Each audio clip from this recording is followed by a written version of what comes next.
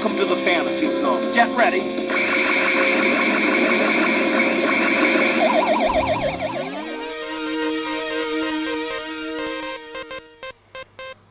Hi everyone, and welcome to a pickups video, a post-Christmas pickups video.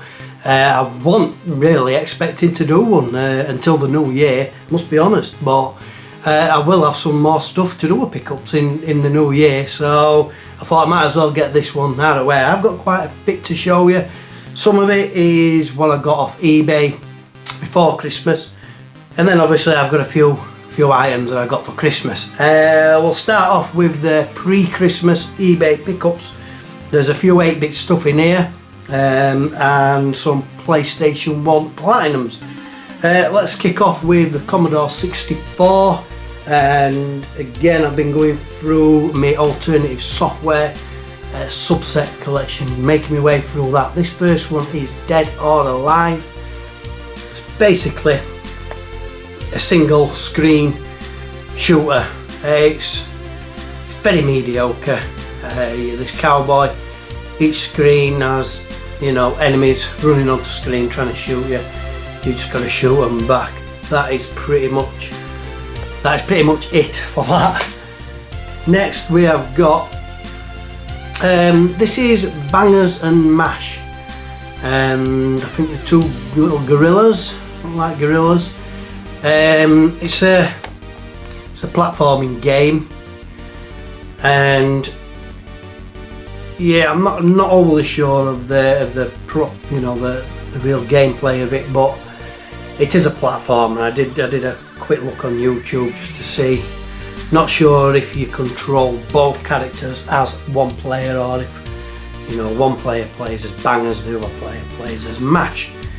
Next we've got cricket. Were quite popular back in the 8-bit days. It was fairly easy to produce, really, to pull off. This is Graham Gooch's Match Cricket. Graham Gooch was a famous England cricket player in his time, back in the 80s. Very simplistic graphics, but you know, what else can you do with a cricket game? Don't know.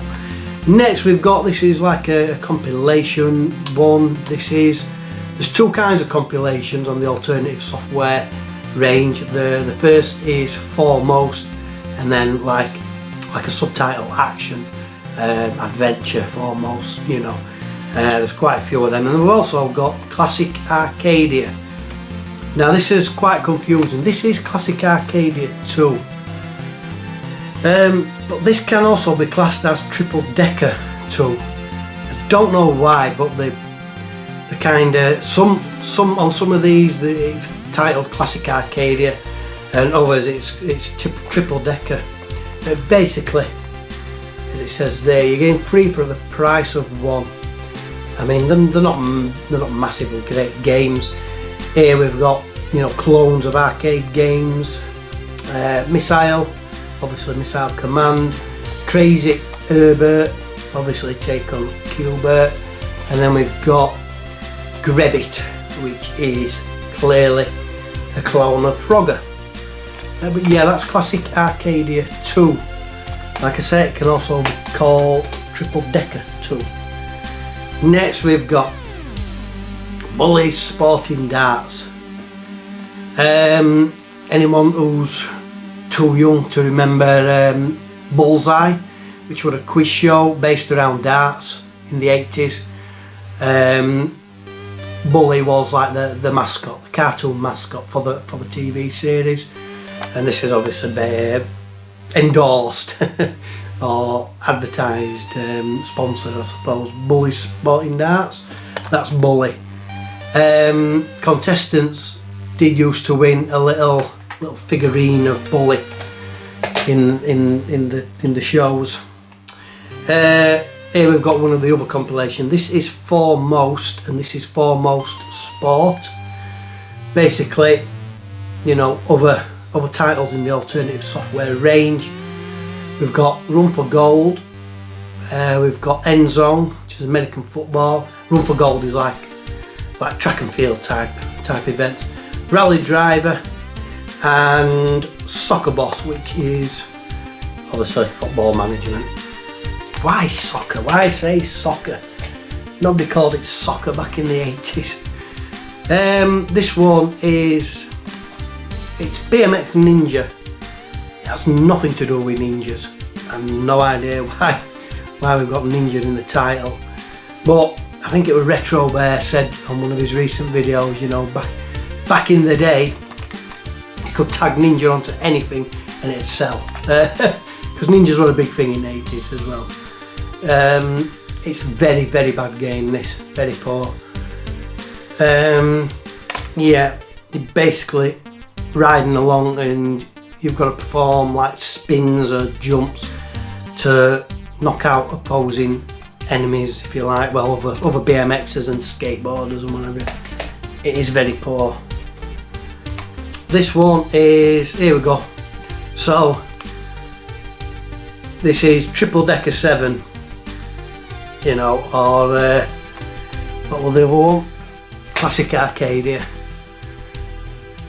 I don't know, maybe there's a reason why they've titled them differently, but you know, there isn't a Classic Arcadia 7.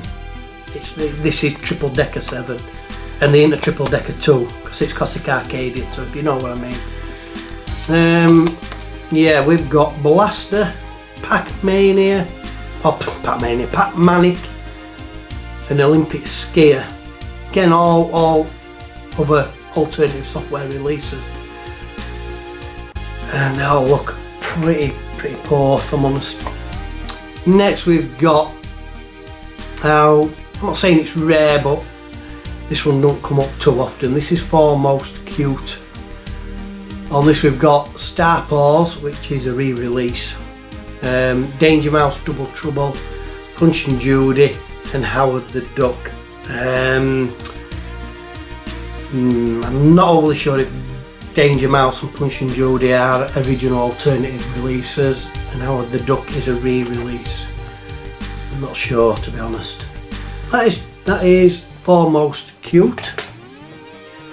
That's it for alternative.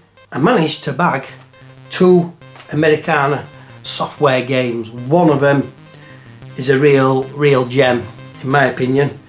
I'll start with the first one, which is, it's not overly hard, I've seen it many times. This is Saracen. Like I said, this is on the Americana label. The box isn't the right one because it should be a full clay cassette, and we've got these horrible stickers on. I'm not doing anything with this, I'm just going to swap it out for a proper clay case, which it should be in. Saracen, don't know all about that game. Next, I won't lie, this cost a pretty packet. Like I said, this one is a real gem. I've never ever seen it come up. In fact, Judge Drock sent me a photo of what he believes is the full range of Americana games on the C64, and it wasn't even on that. So I did put an FD maximum bid in, and it was pretty close. I got this for £47. Yeah, but it's in my collection, and like I said, I've never ever seen that come up. Don't know what type of game this is. Follow Photo Fitter on his mission through countryside, deserts, industrial landscapes and wooded forests in his quest to seek out and identify 4 very famous faces. It's to do with, I think it's to do with like the paparazzi, and you know, he's got a, I don't know. Don't even know how it plays. I haven't even looked on YouTube to see what kind of game it is, how poor is that. But yeah, that's Photo Fitter, and that is probably it's definitely one of the hardest to find on Americana. I think the other one is Spider-Man. Spider-Man's never come up. I've got my eBay search set for Spider-Man Commodore 64. The original release comes up quite a few times, but the Americana, no, never. Pretty much like this one, it's, you know, it's one of those rarities. Anyway, I've got them. Oh, just an update on my Silverbird collection, which, yeah, it is complete, but I'm missing a cover variant, and the cover variant I'm missing is probably the true one, the true release, and it's on the single cassette type, and it's Chimera or Chimera, however you want to pronounce it. I've got the clamshell release, which is still Silverbird, but yeah, I'm missing the cover variant of the single cassette. And yeah, I spoke to another YouTuber who is doing the Silverbird collection as well. He's two away now, Prodigy and Chimera, and it was only because of the comments that I actually found out, and when I actually looked in my collection I thought, damn, I haven't actually got that cover variant. I'm classing it as a cover variant. Like I say, I'm still classing my collection as complete because I do have Chimera, which is still in the Silverbird range, but like I say, it's on the clamshell release. But yeah, I do want that, and unfortunately I'm going to be I'm going to be up against Matt, who like I say, is also after it. That's if it ever comes up. So anyway, we're moving on to Ps1 Platinums. 3 of these. And we've got Rugrats in Paris, the movie. These weren't expensive, they're only like £7 or £8 each. So they're not big hitters or anything. I'm not overly fussed if they're not complete, if I'm honest. It would be nice if they are, but I'm not like my PS2 set, which I really do want fully complete. This one I'm not too bothered about, but it is complete anyway. Next we've got Tigger's Honey Hunt. I mean, did this really sell that many? Sure, it's a kids game, but anyway, it's on Platinum, so it must have done. I suppose I'm not going to lie. And then I think this one was the more expensive of the 3, about £15. This is Ape Escape. I've never actually played Ape Escape.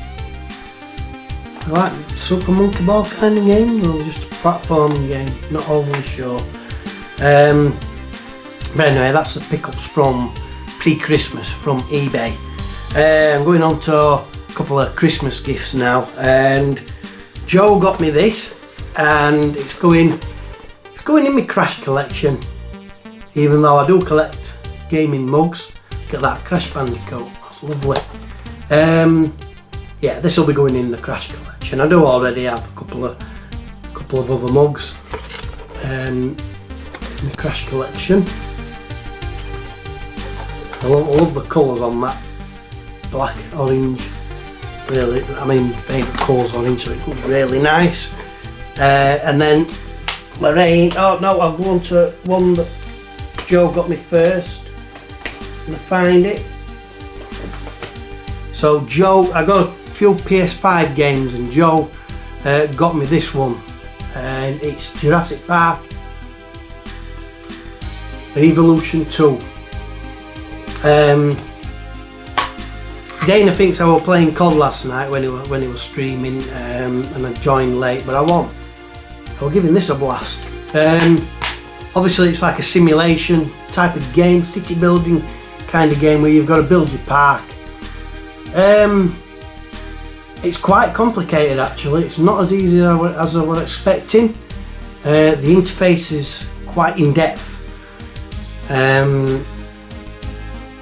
There's a lot of things you've got to look after, and yeah, I mean, it's early days yet, and I'm slowly building a little bit of the park up. Got two types of dinosaurs now. Graphically, it's nice. It's not PS5 capable though. That's right term. You won't look at it and think wow, that's a PS5 game. PS4 really, maybe PS3, but because of the type of game, you know, what really, you know, doesn't need to be. But yeah, like I said, first impressions are that it's tricky. It's tricky to get the grasp of. So hopefully I can master the interface and get into it. And then Lorraine got me these. These are all PS5 titles. First one is the Persistence Enhanced. I'm assuming Enhanced is from the PS4. This one is sealed. Which one is it? I think this is like a first person shooter type of game, but set in space. It's that one that I watched on YouTube. It's very dark. Somebody actually in the comments of it said it's very Alien Isolation-esque. So I didn't get on with Alien Isolation, if I'm honest. Next we've got Harvest Life. Typical farm building game, simulation, very cutesy. Looks a lot of fun. That's sealed. Next we've got, I have seen this on YouTube, Kiwi, and it's colourful, very cartoony, looks a lot of fun. Basically this little kiwi bird, and you've got to do little tasks around the mail room. Again, is it PS5 material? I don't know. Most of these games aren't, to be honest. But I think Sony are just, you know, releasing shitloads of PS4 titles on PS5. You know, kind of extending the sales life of certain games. Next we've got Override 2, Ultraman Deluxe Edition, Super Metal League. I think it's like a fighting game. I'm not sure. I'll never play this, I don't think. But I am collecting PS5. Next we've got Immortals Phoenix Rising. Again, I've looked this up on YouTube, and apparently it's a Zelda Breath of the Wild kind of game.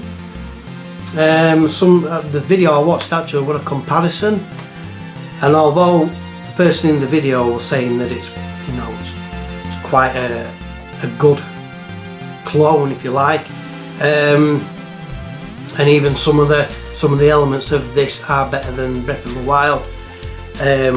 When I mentioned it in the TMB WhatsApp group, Pete just sniffed at the idea. So, but I don't know. I've never played Zelda Breath of the Wild. But, and then lastly we've got, I think I did play this on the PS4. This is Worms Rumble, and I think I was trying the Battle Royale mode, but the controls are so awkward. I didn't like it. I did not like the, like I said, the controls. Worms Fully Loaded Edition, Worms Rumble. I wish they'd go back to basics with Worms. You know, give us some really nice, gorgeous graphics, but go back to how it was originally. You know, this turn-based,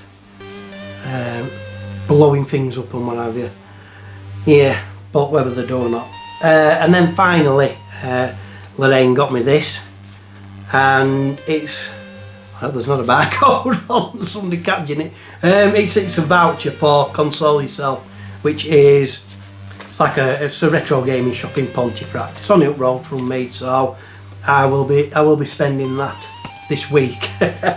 So like I said, there will be more pickups, and I am waiting on a bundle of alternative software games which I've got from Retro Cavern, not from eBay, from Retro Cavern.